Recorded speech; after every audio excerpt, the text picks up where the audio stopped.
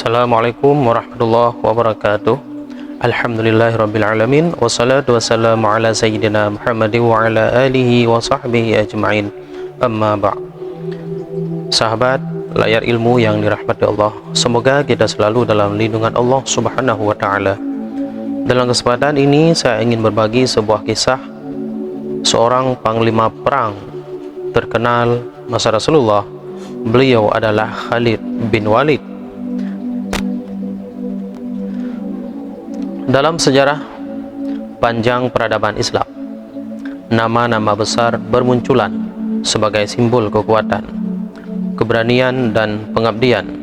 Namun, satu nama melesat sebagai legenda dalam dunia militer. Ia adalah panglima yang tak pernah terkalahkan.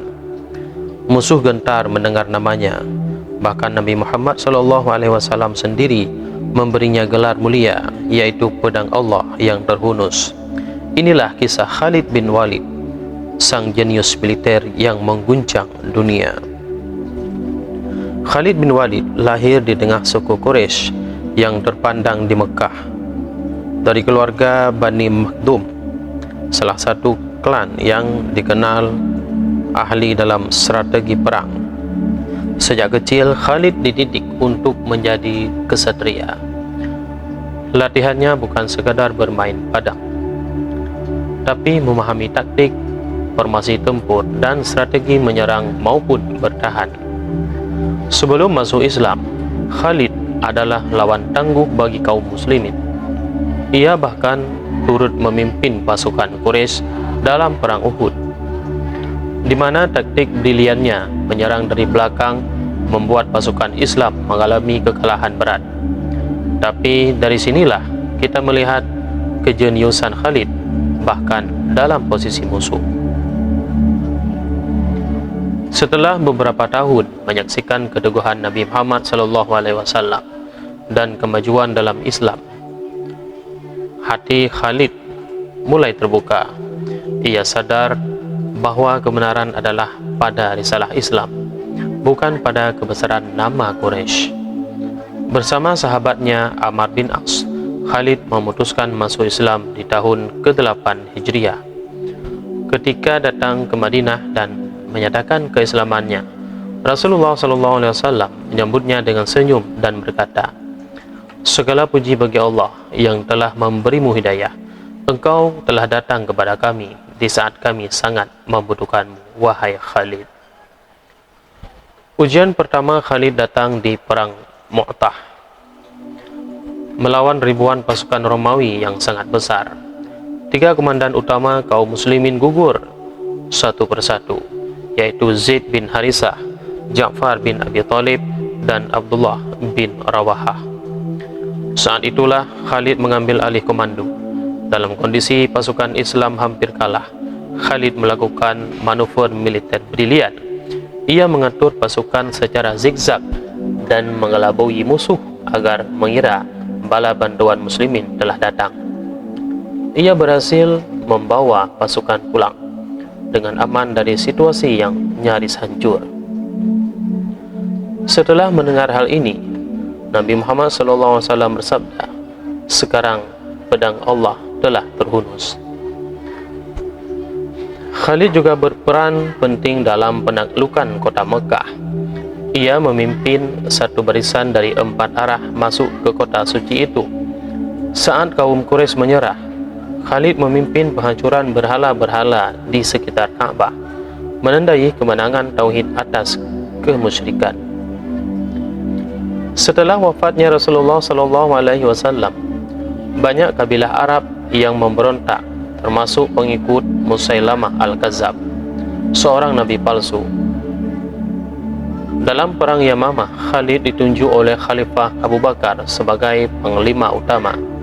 Pertempuran berlangsung sengit dan memakan korban banyak dari kalangan hafiz Al-Quran.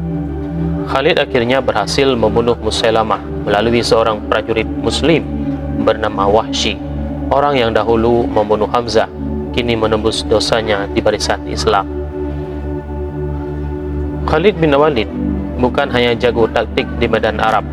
Ia kemudian dikirim untuk menghadapi 2 kekuatan besar dunia saat itu, Romawi Timur atau Bizantium, dan Persia atau dulu dikenal Sassanid. Salah satu pertempuran terbesar adalah Perang Yarmouk, di mana Khalid memimpin sekitar 30.000 pasukan melawan lebih dari 200.000 tentara Romawi.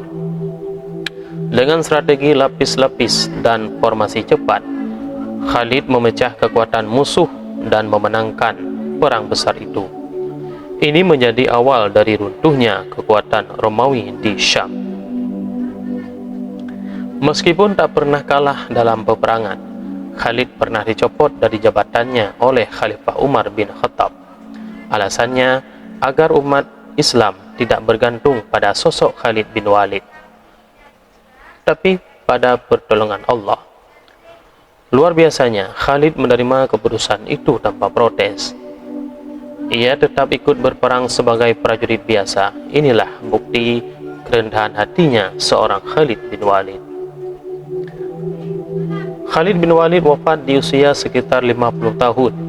Ironisnya, ia meninggal bukan di medan perang, tapi di atas ranjang. Dalam detik-detik akhir hayatnya, ia berkata, "Aku telah ikut puluhan pertempuran. Tak satu bagian tubuhku yang bebas dari luka tusukan, tebasan atau panah, tapi aku mati di atas ranjang seperti unta mati. Semoga pengecut tidak tidur tenang malam ini." Begitulah akhir kehidupan seorang panglima besar yang mengorbankan segalanya untuk Islam. Khalid bin Al-Walid bukan sekadar jenderal, ia adalah simbol kekuatan, kesetiaan, dan keikhlasan. Semoga kisahnya terus menginspirasi kita untuk berjuang di jalan Allah Subhanahu wa taala dengan cara kita masing-masing. Berikut ini adalah prestasi Khalid bin Walid dalam peperangan. Dalam sejarah Islam tak ada panglima perang yang sebanding dengan Khalid bin Walid. Ia bukan hanya seorang jenderal, tapi legenda hidup di masanya. Julukannya bukan main-main, pedang Allah yang terhunus. Dan memang benar, setiap kali ia memimpin, kemenangan seolah menjadi jaminan. Mari kita telusuri prestasi terbesar Khalid bin Walid dalam medan perang. Yang pertama, di dalam perang Mu'tah, menyelamatkan pasukan Islam dari kepungan. Dalam perang Mu'tah, pasukan Islam hanya berjumlah 3.000 melawan lebih dari 100.000 tentara Romawi. Ketika 3 komandan utama gugur, Khalid mengambil alih menjadi komando. Dengan taktik brilian, ia memutar strategi dan berhasil menyelamatkan sebagian besar pasukan dari kehancuran total. Disinilah Rasulullah SAW memberi gelar langsung Saifullah al-Maslul, yaitu pedang Allah yang terhunus. Yang kedua, penaklukan kota Mekah, memimpin sayap pasukan.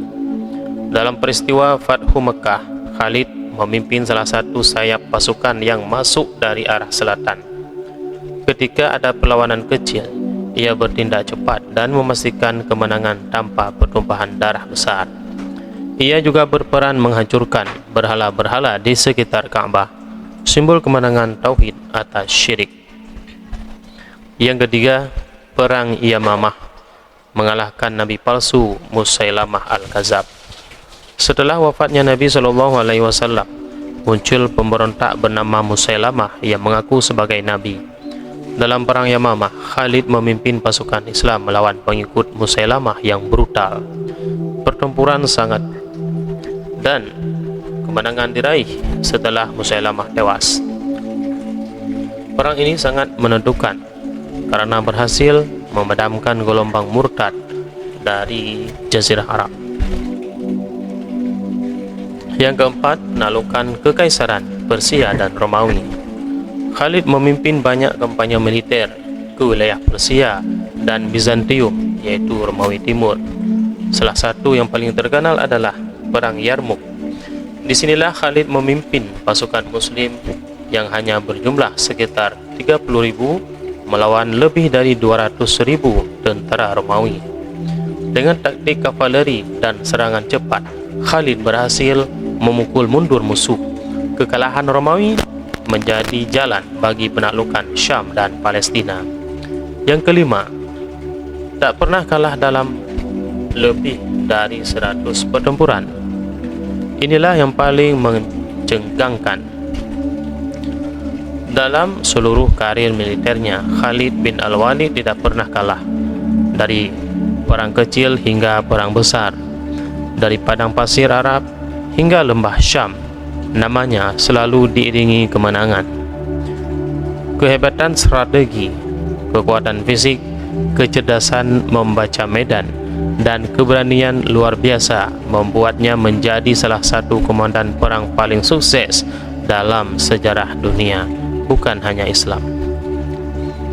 Khalid bin Walid adalah sosok yang membuktikan bahwa kejayaan bukan hanya soal jumlah pasukan, tapi keberanian, strategi, dan keimanan. Ia hidup sebagai kesatria dan wafat sebagai legenda.